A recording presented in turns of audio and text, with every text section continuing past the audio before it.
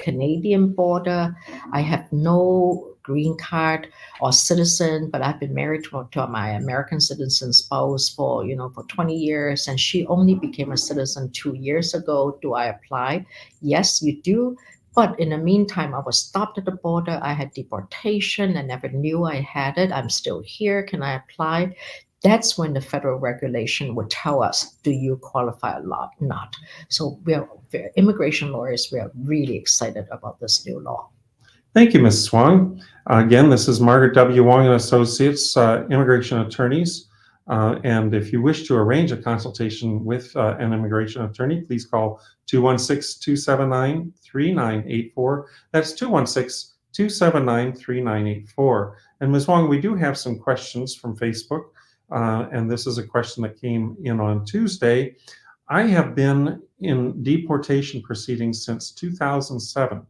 The original case was dismissed without prejudice.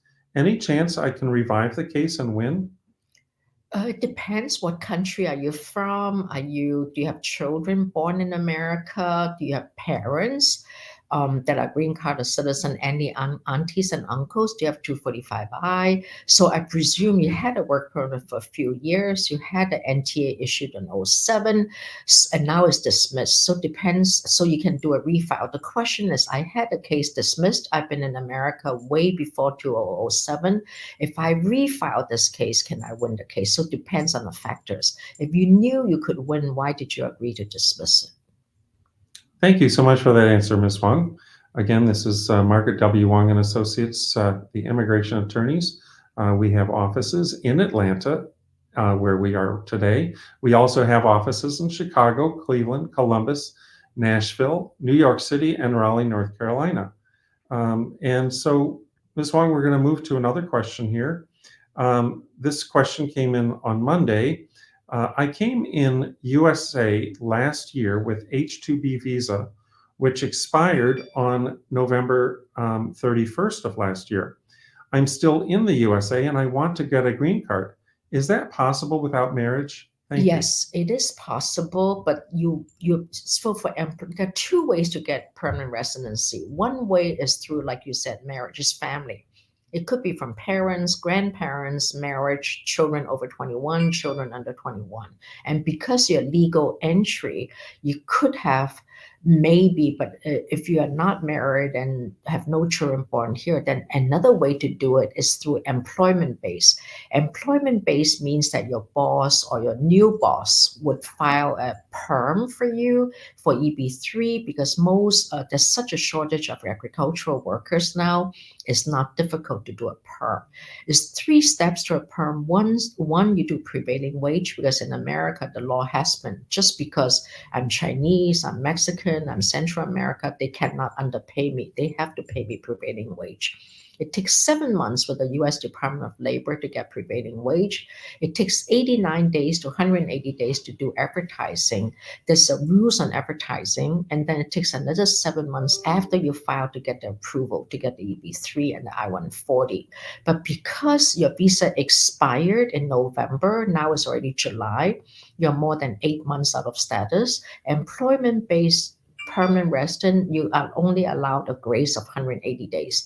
In this case, I don't think you could file employment-based green card because you have to file the 485 or the green card application within 180 days. You pass.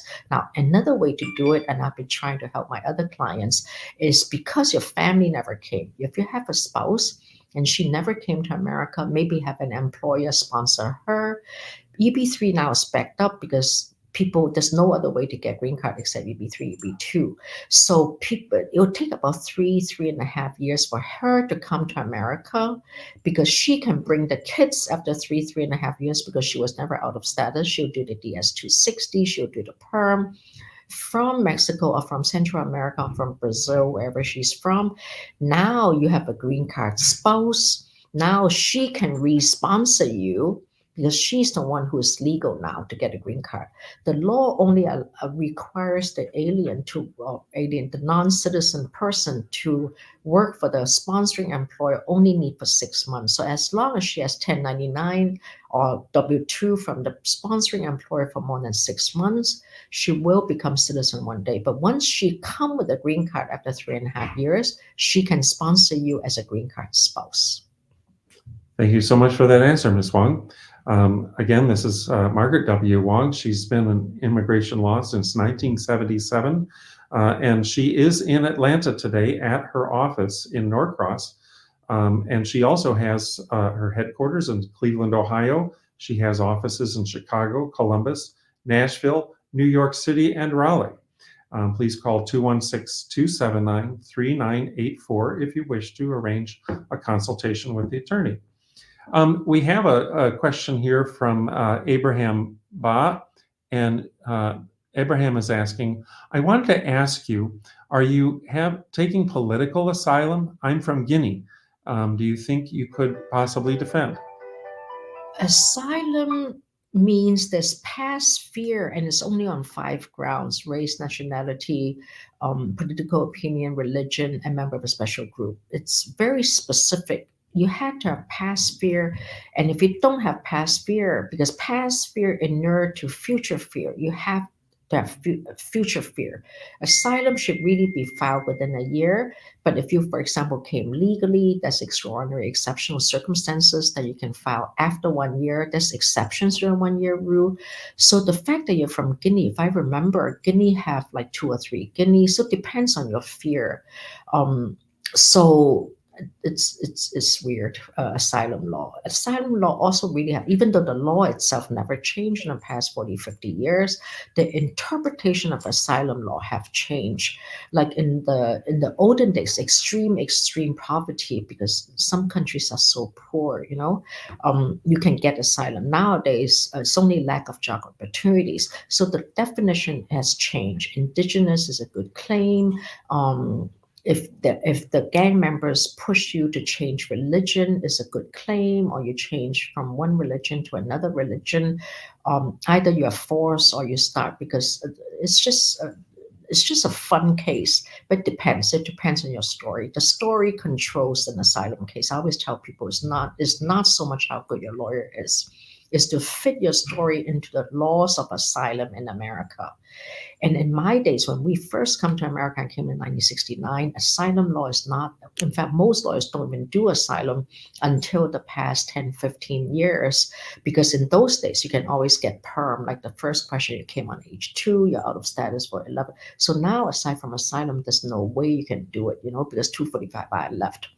There's 3 245I laws. One is November 97, one is January 98, and one is April of 2001. After that, 911 came in, President Fox came in, the law never got extended. That's why since then, asylum law is that important. And since then, it's very much more the Latino people. And asylum law is weird because it's historically really more done by people who came undocumented, people who are more in the lower echelons of society.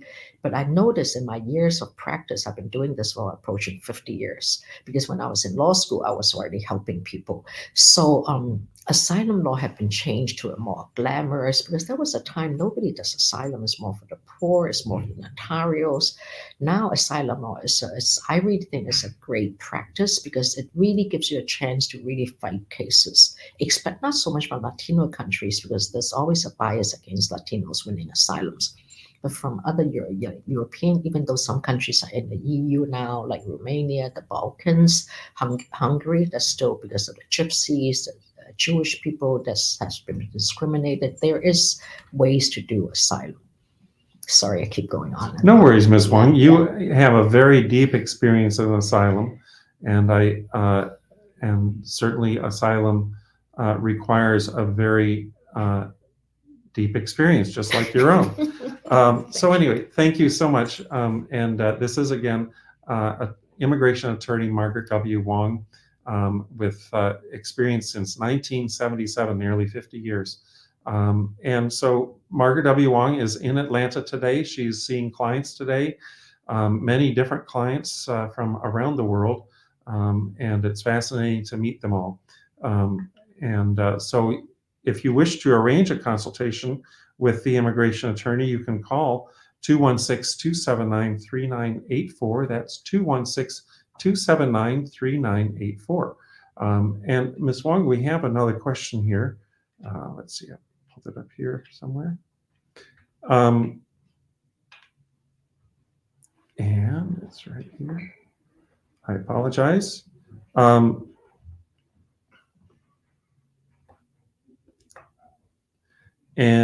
So this question is from, I'm sorry, I'm struggling with my phone here. So when you're searching, let me explain some immigration law actually is very, very simple. In America, we have two types of laws. Unlike some countries, there's only one type. You have a civil law and a criminal law. So criminal, what is the worst? People always say, what would happen to me, Mrs. Wong? What's my worst that would happen? The worst would happen in bankruptcy law is that you're cleared of bankruptcy, you start anew, you can get more, funding and stuff. What's the worst that will happen in criminal law? You go to jail. You get executed, or you have a death penalty, or you go, probation. What's the worst that would happen in immigration law? Immigration law is a civil law. Civil law means that the worst that could happen is not just losing your money, because we don't have that much money anyway, but it's more about you get deported. It's that simple. You're not going to die. You're not going to go bankrupt. You're not going to lose your children. You're not going to lose your home. It's just you get deported. But deportation for people like us is very scary. I would never, go back to Hong Kong, which went back to China. I much prefer sit in an American jail than go back, even though, so two types of law, criminal and civil. And what's the worst that would happen? Criminal law, you go to jail. Civil law, and then you sell more drugs, you go more to jail. It's not like immigration, you get deported, but deportation in my world is really, really bad. So it is what it is. Thank you, Ms. Wong. Yes. We do have a question here. I'm a USA citizen and my daughter is getting married this year. I would like to invite my sister and her kids to come to the wedding. The wedding. Yeah. Did they say what country they're from? They did not. Okay. So this question is probably for somewhere Bangladesh, India, China. Those are South Korea, but South Korea now have ESTA. So ESTA is good because you have a 90-day travel document. You pay $12, $18, and they give you a travel document for 2 years only for fingerprint. Those are treaty countries. For example, India, China, we don't have travel documents. So every time I want to go to America, you need to apply for a visa. The lines are very long, especially after COVID. Like Mexico, it takes 2 years to get an appointment now to even get a tourist visa. So this person asked a question. It's a very good question. In fact, we have clients who wants to come to America. They applied like 10 times. They couldn't come. Their son and daughter wants to come to see the older sister's graduation party and stuff. Normally, it's very difficult. My daughter is getting married. Can I invite my other daughter who never came to America? So what you need to do first is go to usdos.gov, usdepartmentoftState.gov. Once you go there, you can ask, how do I apply for a tourist visa to come to America? They'll ask you what country, so you go. And at the bottom of each page, if you don't mind, I always encourage people to say yes, because they say, is this page helpful? Always say yes. I encourage my friends, even though immigration and I fight every day, but we're ultimately friends. And I really like the way they do their USCIS, USDOS, USCBP web. So I always like to say yes. Sometimes I have nothing better, click yes.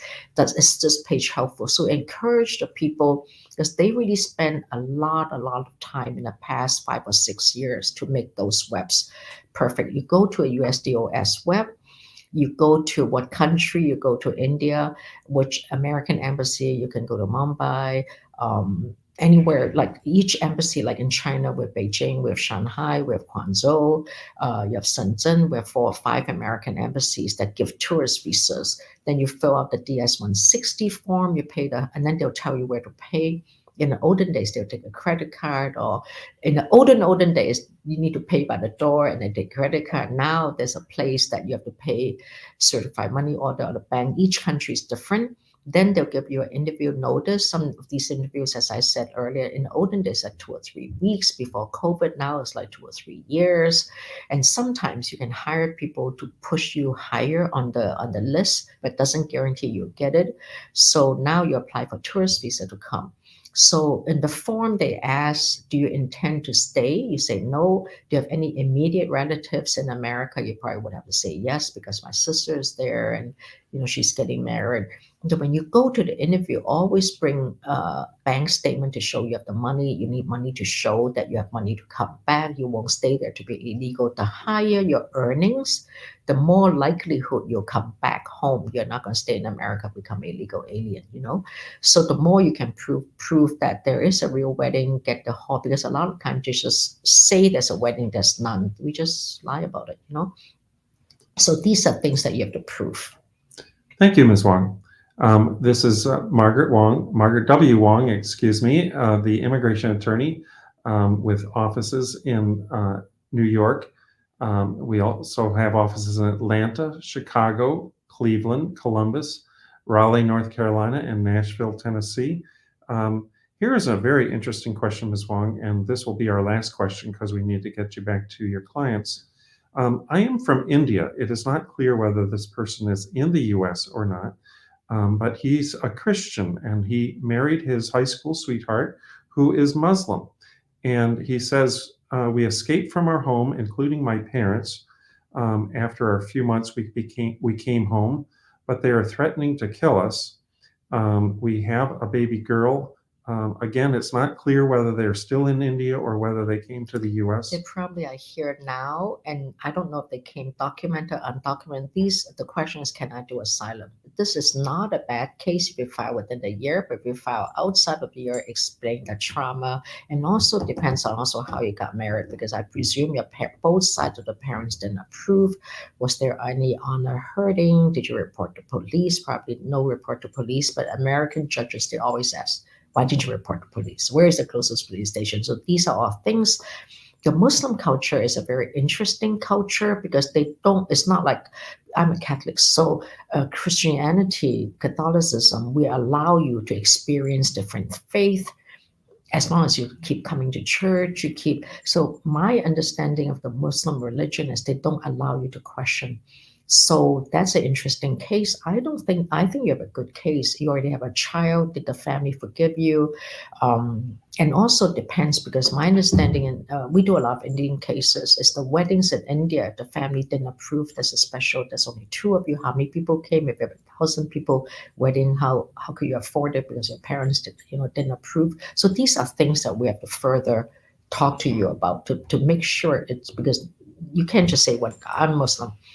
My wife converted, I married her, and I converted. You have to really expand on the narrative. That's how you win cases.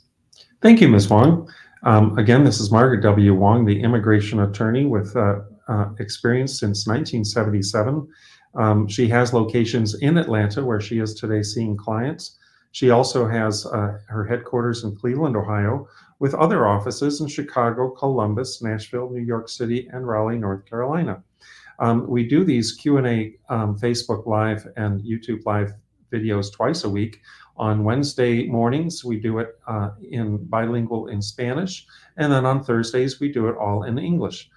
Please visit us and also view all of our videos on Facebook and live YouTube to get many different answers to all of your immigration questions. Or if you wish to reach a consultation, make a consultation with the immigration lawyer, please call us at 216-279-3984. That's 216-279-3984, or see us online at www.imwong.com. Thank you so much, Ms. Wong. Thank you for your time. Thank you. Thanks for listening. Have a great day.